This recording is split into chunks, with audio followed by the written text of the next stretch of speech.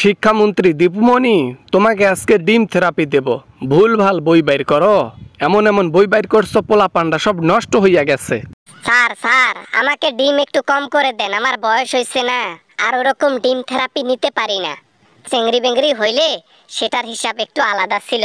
অপরাধী তো অপরাধী, রিমান্ডের মধ্যে ডিম প্রথম থেরাপি দিতে হয়, বেসিকের মধ্যে ডিম প্রথমে আসে, তাই 52 হালি ডিম তোমাকে নিতেই হবে।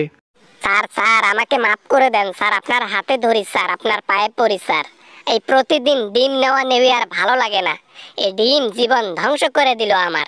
তোমারও তো বইগুলো সব বাংলাদেশের পোলাপানদের নষ্ট করে দিল।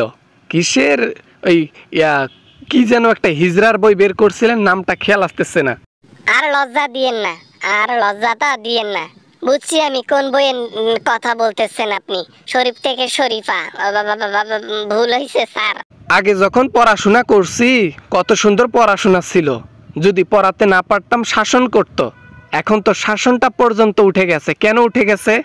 আমরা চাইছিলাম যে শাসনটা উঠে যাক, পড়াশোনা কম হোক, আর আমাদের সাথে প্রতিযোগিতা কম লোকে করুক।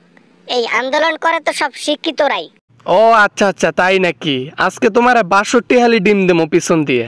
ঘোরো তো, ঘোরো ঘোরো ঘোরো, সময় হয়ে গেছে, আর বেশি সময় নেই, ডিম দিয়ে আবার লাঞ্চে যাব। স্যার স্যার ওই হাসিনার নির্দেশে সবকিছু করছি স্যার, আমি ইচ্ছা করে কোনো কিছু করি নাই। ডিম দেওয়ার হলে ওরে দেন, আমারে দেন না স্যার, আমারে দেন না। উনি বলল, আর আপনি শিক্ষার মান 0 পয়েন্টে নিচে নামে গেল, হ্যাঁ, নামাই দিলেন। হ্যাঁ, উনি যদি বলে গু খান, গু খাবেন? হ্যাঁ, আপনি তো এখন বলতেছেন, তখন সিচুয়েশন আলাদা ছিল।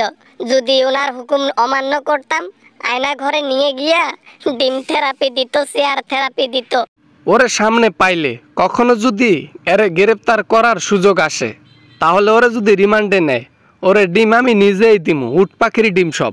হ স্যার, উনি হচ্ছে আসল অপরাধী। আমরা তো শুধু ওনার চেলা ছিলাম। উনি শুধু বলতেন এইভাবে এইভাবে করো, আমরা ওইভাবে করতাম। আইন কখনো অপরাধীর ইমোশন বোঝে না, আইন সবার চোখে সমান। তাই এমন কথা বলে তুমি যে ডিম কম খাবা এমন কোনো কথা নেই, ডিম খেতে হবে। ডিম খেতে খেতে জীবনটা শেষ। কেন যে আমি হাসিনার নির্দেশ শুনছি, কেন যে আওয়ামী লীগ হয়েছি, জীবন শেষ। ওনার কাজকর্ম সব উলট পালট ছিল, অবৈধ ছিল, দুর্নীতিবাজ একজন মহিলা। দেশের জন্য উন্নতি করছে, কিন্তু টাকাও চুরি করছে অনেক। হ্যাঁ স্যার, টাকাও চুরি করছে অনেক। ওমা ওমা, আস্তে ডিম দেন স্যার, আস্তে ডিম দেন। স্যার ডিম একটু তেলে ভিজান। ডিম যদি তেল দিয়ে দেই তাহলে তো আরাম হবে, আরাম তো করা যাবে না। ডিমটা যেন যায় আর কষ্ট যেন হয়, এটাই তো ডিম থেরাপি।